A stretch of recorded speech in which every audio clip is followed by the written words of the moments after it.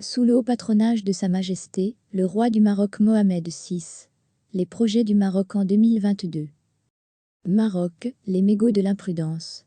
Quel sort pour les Algériens dépossédés de leurs biens?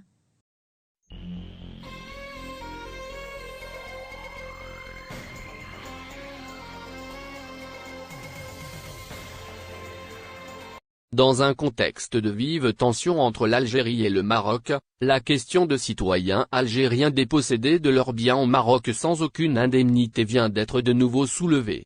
L'Algérie s'engage désormais à leur défense à travers tous les moyens légaux et les mécanismes juridiques. L'annonce a été faite hier 28 décembre 2021 par l'envoyé spécial chargé de la question du Sahara occidental et les pays de Maghreb au ministère des Affaires étrangères, Amar Belani, dans une contribution publiée sur les colonnes de quotidiennes arabophones et Chorouk. Selon lui, l'Algérie ne restera pas les bras croisés et recourra à tous les moyens légaux et les mécanismes juridiques pour défendre les droits spoliés de centaines de citoyens algériens dépossédés de leurs biens au Maroc sans aucune indemnité. Dans ce sens, il explique que l'Algérie s'engage à apporter toute forme d'appui aux associations chargées de défendre ces victimes pour leur permettre de faire entendre leur voix et se constituer partie civile. Cet appui se constitue notamment dans les actions en justice qui seront engagées à l'avenir contre les autorités marocaines devant les différents organismes internationaux pour recouvrer leurs droits, précise encore le même intervenant. Dans un autre volet, l'envoyé spécial chargé de la question du Sahara occidental et les pays de Maghreb au ministère des Affaires étrangères, évoque la question les Marocains ayant quitté l'Algérie en 1975, tout en dénonçant la volonté de Maroc à occulter la vérité concernant cette affaire. À ce propos, il affirme la partie marocaine veut induire en erreur l'opinion publique dans les deux pays et au plan international et occulter la vérité en évoquant les prétendus biens de ses ressortissants qui auraient été confisqués par les autorités algériennes. Dans le même sillage, Amar Belani explique que la majorité de ses ressortissants ne possédaient pas de biens propres en Algérie. Selon lui, ils étaient de simples ouvriers et artisans, voire les métayers, détenteurs de cinquièmes, les locataires de biens immobiliers et travailleurs sur les terres appartenant à l'État algérien ou à des tiers. En revanche, le même responsable n'a pas manqué de souligner que durant cette période, les centaines de citoyens algériens établis au Royaume de Maroc ont été soumis à des mesures arbitraires, injustes et inéquitables. Il a également tenu à préciser que les terres que possédaient les Algériens ont été acquises à travers les transactions commerciales libres. Selon lui, cela constitue à la fois une violation aux accords algéro-marocains, notamment le traité d'Ifrane signé le 15 janvier 1969 et les lois marocaines. Des enquêtes post-incendie marocaines confirment qu'un mégot jeté depuis un véhicule par des conducteurs indélicats est une cause de départ de feu chaque été. Ce phénomène est dénommé le mégot de l'imprudence. Néanmoins, les campagnes de sensibilisation menées cycliquement par les services des sapeurs-pompiers afin de dissuader ces comportements d'insouciance, ont relativement apporté leurs fruits. Malheureusement, ce n'est pas le cas dans la sphère politique où les pyromanes sont les timoniers du pouvoir, portant la responsabilité d'innombrables incendies diplomatiques ayant enflammé le bas-côté de la prairie africaine. Inspiré de la citation de Mathieu Verrier, le contre-manuel de la politique, professeur agrégé de lettres modernes, le ridicule ne tue pas mais il rend plus fort. Le Magazine entend embraser la région d'Afrique du Nord, déjà à la lisière de l'enlisement. Patrick Louis Richard, autodidacte de l'écriture, aurait décelé, à juste titre, cette attitude en disant que l'homme est ridicule dans la mégalomanie. Depuis peu on assiste, non seulement à la persistance de l'extravagance de la diplomatie marocaine, surtout à une accélération du flux de déversement l'huile sur le feu. Ainsi, de par des faits têtus, et non une simple uchronie, accablant le jeu macabre de Rabat qui a battu tous les records de Guinness en termes de mégots diplomatiques jetés au milieu de la meule de foin africain. Le premier du genre est celui de la promotion de l'adhésion de l'État d'Israël à l'Union africaine. C'est un javelot empoisonné dans le cœur de l'instance panafricaine, qui dans ses premiers effets a suscité une profonde division des États membres de l'Union africaine, lors de la 39e session du Conseil exécutif de l'UA qui s'est déroulée les 14 et 15 octobre, à Addis Abeba. Il n'est pas attendu que Rabat s'en démarque, même s'il a été décidé de soumettre ce différend au prochain sommet des chefs d'État, qui se tiendra vraisemblablement à Dakar, Sénégal, en février 2022. Le second mégot est jeté dans la sphère maghrébine. Après avoir entretenu la confusion autour de ses liens ancestraux avec Tel Aviv, voilà que le bipolaire roi M6, usurpant le statut de président du comité à Al-Qod, affiche grandeur nature, au nom de la foi monothéiste, son alliance avec son confrère au troisième lieu sacré. Un tandem sanguinaire, à chacun son lot, de carnage en vie humaine, qui maintient sous une chape de plomb, les revendications légitimes des peuples frères palestiniens et sahraouis, au mépris du droit international. Le dernier mégot a trait à l'alliance militaire maroco-israélienne, cachée avec un tamis, qui répond à des intérêts croisés.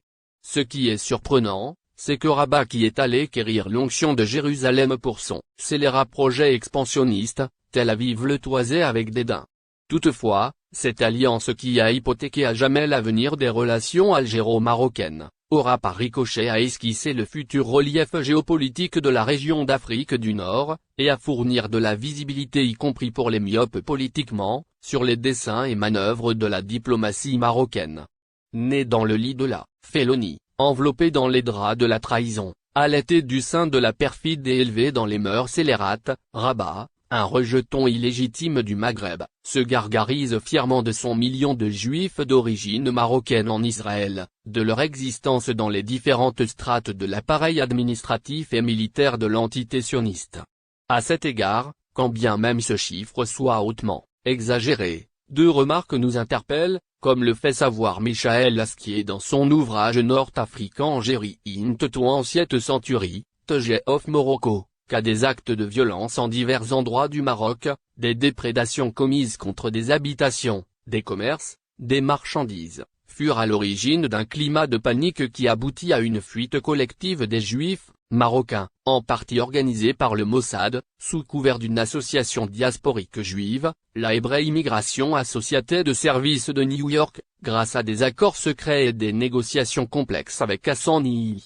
Une velléité cynique de s'en débarrasser, tout en se renvoyant l'image d'un sultan protecteur, en mettant en scène des figures militaires de proue dans les forces de l'armée royale phare, tels que Victor Ouaillon, colonel-major de l'armée marocaine récemment décédé, issu de la première promotion des officiers, appelée promotion Mohamed V', et pour cause. La seconde remarque, on s'étonne pas de voir les soldats de Tzal, dont le général Gadi Ezankot, juif marocain et désormais le nouveau chef d'état-major de l'armée israélienne, savourent leur revanche prise sur des citoyens palestiniens, en les subjuguant à bras raccourcis par frustration au supplice subi, d'alors dans leur pays d'origine, à l'aporie de cette main tendue par le Maroc à celui qui voulait larder les Palestiniens. L'Algérie a offert au peuple palestinien, le trophée remporté à l'occasion de la dernière édition de la Coupe arabe, après avoir fait un don avec une charge emblématique de la cordialité et de l'amour que lui portait le peuple algérien et à sa cause juste.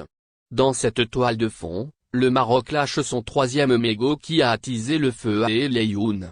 Les forces occupantes, agissant en rabat-joie, a procédé au matraquage de la population sahraoui qui s'est laissé éclater sa liesse de voir l'Algérie remporter la Coupe arabe.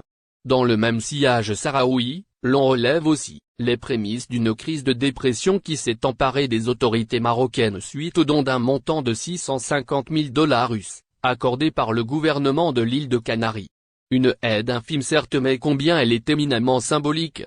Cet état d'esprit paranoïaque illustre le rapport de causalité entre l'attachement de force éprise de liberté à la noble cause sahraoui et la complication de l'état psychiatrique du Makhzen.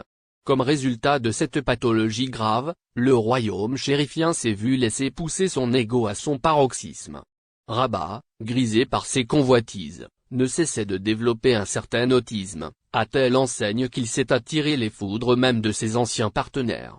À ce titre, il importe de préciser que le Maroc s'apprêtait à faire table rase à la zone de libre-échange, ZEL, établie avec Turquie au motif que la balance commerciale bilatérale est en sa défaveur. Alors quid du devenir de la future ZERA, une ZLE continentale africaine, si le déficit commercial du Maroc y est déficitaire avec ses partenaires africains? Dans ce cas, comment peut-on donner du crédit au discours marocain portant sur les futures zones de libre-échange, que l'Afrique compte établir sous la bannière de l'Union africaine? En fait, les liens avec le Maroc s'apparentent au passage par le triangle des Bermudes en termes risques à encourir.